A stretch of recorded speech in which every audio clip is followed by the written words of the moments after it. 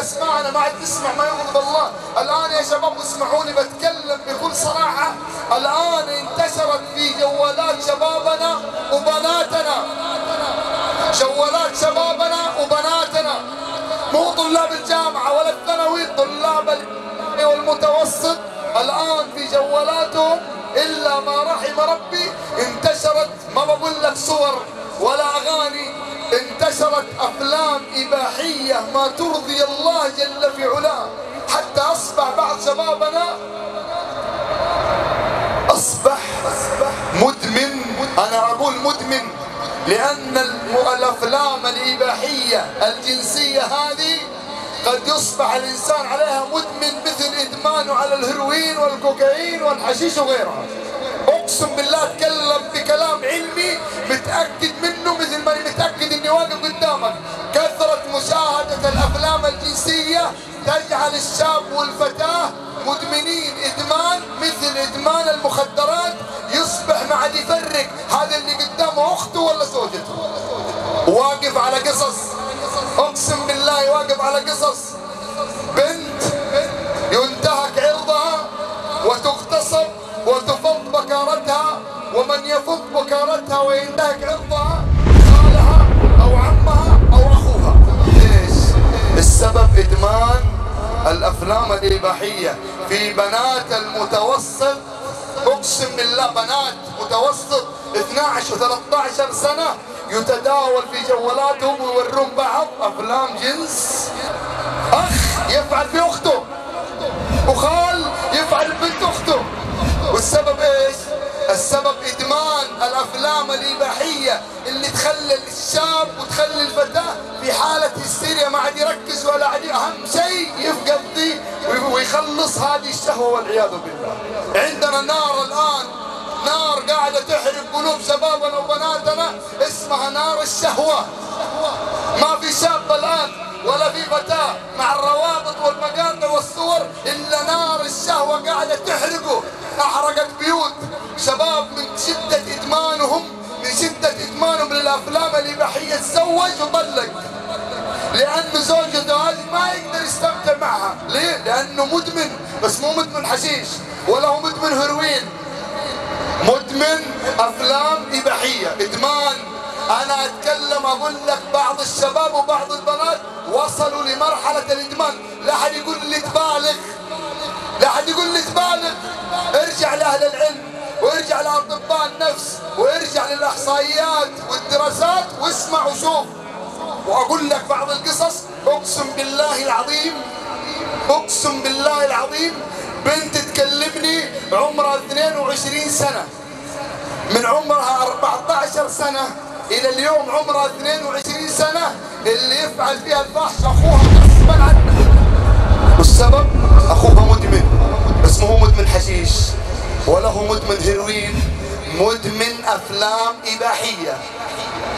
أنا أقول لك وأنا مسؤول عن الكلام اللي أقوله، منتشر الآن في أوساط البنات، وكل هذا من أعداء الإسلام. منتشر في أوساط البنات مقاطع جنسية يشوفونها بنات المتوسط والثانوي، وعنوانه تفعل مع خالها، تفعل مع عمها، كأنهم يقولون لبناتنا بنات المتوسط والثانوي ترى ما فيها شيء، تقومين علاقة جنسية مع عمك مع خالك. حتى أصبح عندنا بنات في المتوسط مفتضة بكارتهم ومنفض بكارتهم أقاربهم. سبب إدمان إيش؟ إدمان إيش؟ إدمان الأفلام الإباحية اللي أنا أقول إنه الآن أصبح أخطر من إدمان الحشيش والهيروين والكوكايين. انتبه انتبه، خطرها شر مستطير. ما بقول هذا الكلام عشان أخوف، لكن أنا أقول هذا الكلام لأني كل يوم أوقف على قصص تقطع القلب. لازم نتكلم بكل صراحة، لازم نتكلم بكل جراءة حتى نفهم هذا الكلام اللي قاعد يصير، هذه المقاطع اللي يروج لها تبغى تدمرك من بناتنا وشبابنا. نار الشهوة كيف أقضيها؟ كيف أطفيها قبل ما تحرقني وقبل ما تحرق بيوت المسلمين؟ اسمع إلى هذه الحلول. أول شيء وأول حل، قل للمؤمنين يغضوا من أبصارهم. غض البصر، غض السمع عن الحرام وعن الألحان حتى تمثل هذه الشهوة. الشيء الثاني عليك بحرف الصاد، قوي صلاتك، وعليك بالصيام، وعليك بالصبر إذا ثارت هذه الشهوة. إذا بدأت تشتعل فيك نار الشهوة فأطفئها بماء الوضوء. ثارت الشهوة عندك، الله بيختبر إيمانك. قوم وطفي هذه النار، طفيها بالماء وتوضأ، وتذكر قول الله عز وجل: واستعينوا بالصبر والصلاة. وصلي ركعتين وادع الله عز وجل وانت ساجد، تقول: اللهم كما أسكنت هذه الشهوة في جسدي، اللهم فسكنها فلا تؤذيني ولا تتعبني. تبغى تطفي نار الشهوة؟ اشغل وقت فراغك، عليك بممارسة الرياضة.